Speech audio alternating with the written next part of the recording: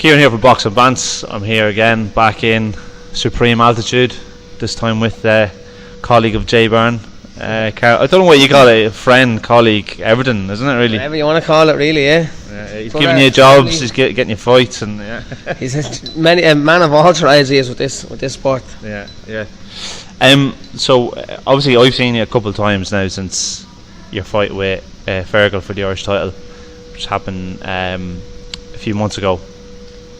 Now, I've seen it obviously a few times, but you haven't really come public or anything like that and really said really what your intentions are in fighting at the moment. When I first saw you, I thought maybe he's trying to get a fight in cruiserweight, or all the heavyweights are making all the money these days. You know what I mean? But obviously you've been relaxing, doing a few weights, eating a bit of food and things like that, and you seem to be enjoying yourself. Yeah, I'm just enjoying life at the minute. Like I'm doing what I want with the missus and going, Saturday night, what we do, what food, where we going, you know what I mean?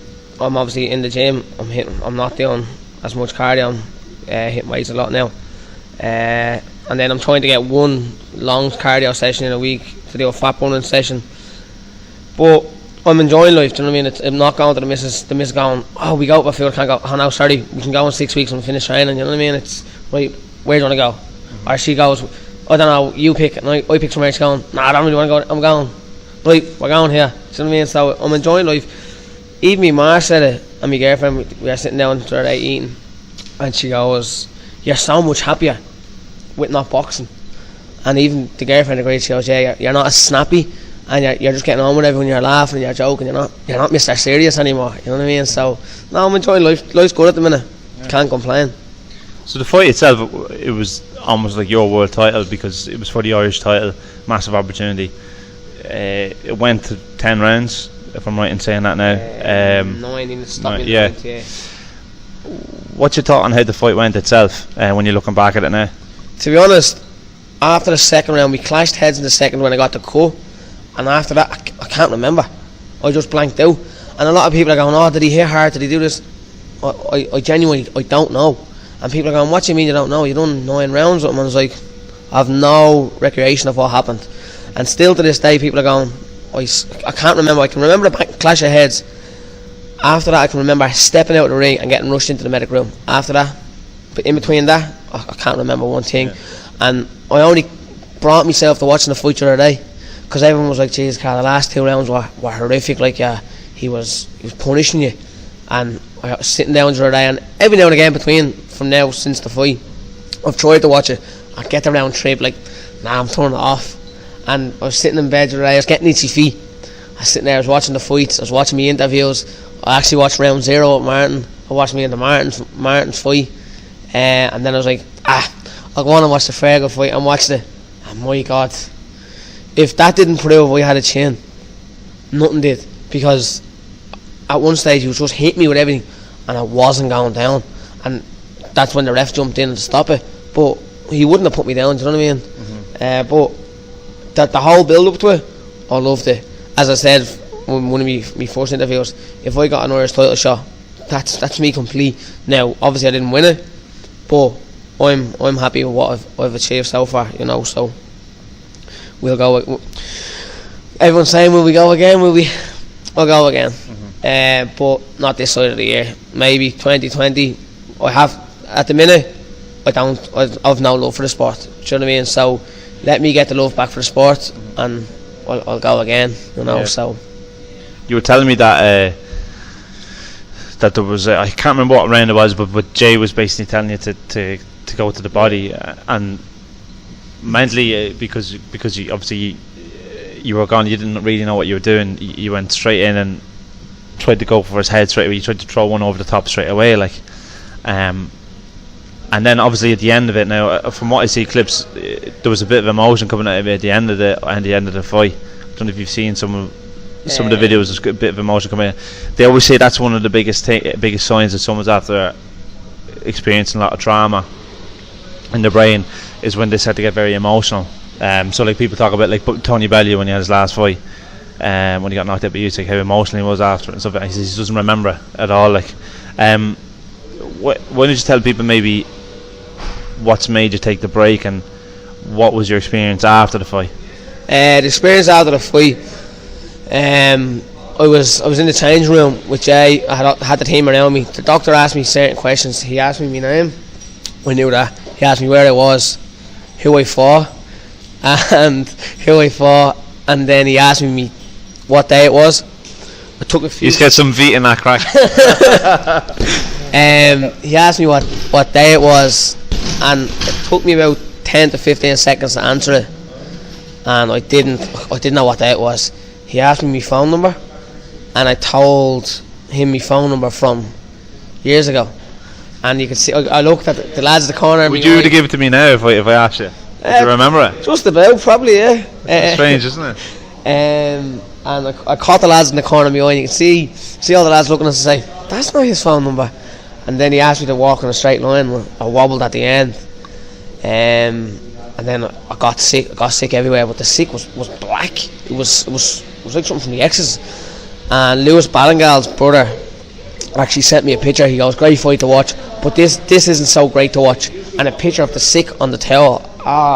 Looking back on it today, you're going, what? If, like, I'll show you the picture and you'll even say, Jesus, how did that even come out of someone? There's not one, it's just black, like out and out black. That was grand. Went outside, met obviously the people that come up to me. My partner, she was in tears, so gave her a hug. I can't remember even giving her a hug. Walked out after the venue, and I was giving out. Miss goes, what are you giving out for? And I went, have to drive home tomorrow. How are we going to get home tomorrow? She goes, that's funny, Karl, because you didn't drive up. Yeah. I genuinely thought I drove up to Belfast, and then I had to ask her about 3 or 4 times what happened. Did he knock me clean out? I genuinely thought he put me asleep. She goes, no, the ref just jumped in. I was like, alright, grand. Then we got back to the hotel room, and it was Jay's wife's birthday, and they were all going out for that. So as you do, into the shower, got dressed, and with that, my girlfriend was up and down from the bar getting me ice, getting me cold drinks and stuff. And I sat in the chair, and I was dressed. I had to run back into the toilet. I was getting sick. I was getting sick blood coming up. So I was like, I was sitting there. I could see her crying, and that's when the penny dropped. To see her crying, the fact that how we met was through boxing. So we were sparring partners. How do you mean that? Everything punching the head off each other. And the fact that she's been there through thick and thin, and to see her crying, that was when I went, no. And then the more I sat down the next day, thinking over things, and I said, I don't want to be slurring words when I have a kid. Do you know what I mean? Like everyone hears, oh, Karl's retiring. People, oh no, he shouldn't, he's too young, he's too that, he's going to entertain it. Yeah, I'm there for your entertainment. But are you going to be go on. They're not going to be buying my bedside locker when I'm dribbling out my mouth. It's me ma, my girlfriend, me family members. You know what I mean? They're the ones that worried about me. And even Jay was worried after the fight. You know, he was like, this is. And I said to him, Jay, I'm finished. And he just grabbed me, gave me a big hugged me, squeezed me, and said, it's a good choice, Karl. I think it's time. But I'm doing it since I'm competing since I'm 9. Started off in Monkstown Boxing Club, and I will get itchy feet again. You know what I mean? Like it's not something I'm gonna go, I'm not gonna never do it again. Like that's why I never went public about going, I'm retired and this and that.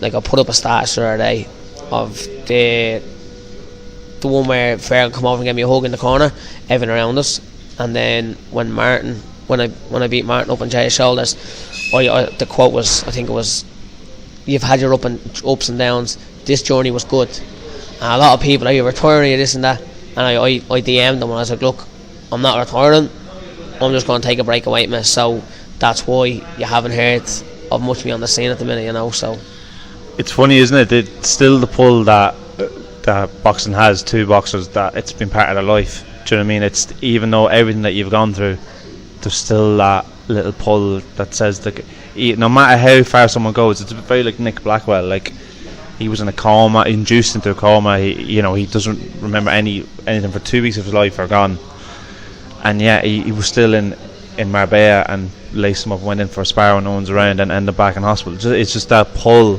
that it gives them. It's almost scary at times, isn't it? Really, when you think about it, like. Yeah, do you know what it is? I think it's the whole adrenaline of getting into the ring and going, right, he's coming to hit me, so I'm going to have to hit him back. You know, it's the whole, like, all my pro fights, I've stood in that walkway.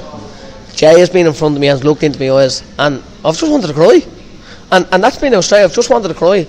The second I walk through that door, I'm gone. Like, the fear just goes, and I'm going, right, here we go, this is it.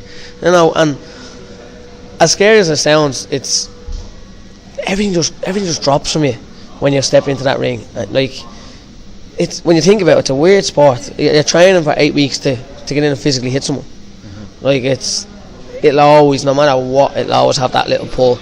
In some sense, whether it's coaching, whether it's cut man, whether it's fighting again, it'll always pull you back in. And another point he's going to make is, it just shows you, like, what I never understood is the fans are telling people to take fights and things like that, especially fights that are like such low reward to such a massive risk, as far as domestic level as up as high as world level. And you just think to yourself, like, so if I take that money for a portion of money, it's going to show I have balls to you, but if I get beat, you're not going to look after me, you're not going to pay me any money or anything like that. It's just for your benefit. And just like, and then you've the neck on you to call me a bum, a shit boxer, all these different things. It's just madness. Like, people just don't, this is the side that people just don't see of boxing. Do you know what I mean? You're an Irish domestic level fighter, and look what you've had to go through, and you're only 24 already, you know? Yeah, like, people never see what goes on behind closed doors. They just see two lads in the ring having a knock for 10 rounds. Do you know what I mean? They don't see the aftermath. They don't see the stitches in your eye. They don't see your family members outside the medical room looking at you in basically ribbons. Do you know what I mean? And then you're all over the place. Like, I was, after that Fergal fight, I was walking around with the birds till the Thursday. Like, I was in work, and some bloke coming into the gym had a conversation with me, and an hour later he was walking out. He had the exact same conversation with me leaving the gym, and I had no idea I was talking to him. And he said it to me. He says, he goes, "How's the head today, Carl?" And I was like, "Ah, it's grand, it's back to normal now." He goes, "Yeah, because I was here last week," and he goes, "You didn't even know who I was or what was going on." Then I went for lunch with my boss, and I was just sitting there, and you could see after about 5 minutes I was going into La La Land. My eyes were getting blurry, everything was getting headaches. So literally it was like, people never ever see what's behind closed doors, and it's grueling because it's a tough sport, and we don't get as much credit as we should, you know, that way. So moving on from that conversation, I was speaking with one of your past opponents, Victor, a few weeks ago, and I was speaking with his past opponent, Jake, and he actually said your best, his toughest fight, his best opponent he's ever had was yourself. Just finishing up, there's a lot of back and forth between the two of them. It's getting very tasty. When I'm interviewing both of them, like, I can just see it in both of them. Like they really want to get it on again. Like two of them. Do you know what I mean? And it's great to see, like, the rivalry in Irish boxing. Do you know what I mean? I think that's kind of missing sometimes. And they're not overstepping the boundary. They're not doing it out of an act. Like, there really is a bit of animosity there. Like, what do you think about the rematch? Do you think it's going to happen this year? And who do you think won the fight? To be honest, I think the rivalry there is deadly. Yeah. And really, when you think about it, it came out of nowhere. Like, where did that rivalry come from? You know what I mean? I personally, obviously, I fought Victor. Victor's underestimated. A lot of people underestimate Victor. Victor is slick, and he can hit, and he does enough to win the round. So what's the point in doing 1,000 punches? You're only landing 500 when Victor throws 6 and lands 6. There's no point in overdoing it. He just does enough to win the round, and he's slick. I'd love to see that rematch. And sorry, Jake, but Victor wins it all day by me, honestly, all day long. Right. Okay, right. That's not bad. Well, look, I know you have to teach a class now, so I won't hold you any longer, right? But thanks very much for your time, Karl, and hopefully we might see you in a couple of years, hopefully. maybe 2020 we see what happens. Get this Yeah, we'll see, off we'll me see. Yeah, and get all this muscle off me. Mate, you'll probably be a single man then at that stage, and if that happens, Definitely no. I think she'll always stick by me. she'll be alright with it. She'll be grand. Happy days. That's good. Alright, well, thanks very much, Harry. Cheers, Ciaran. Thanks, bud.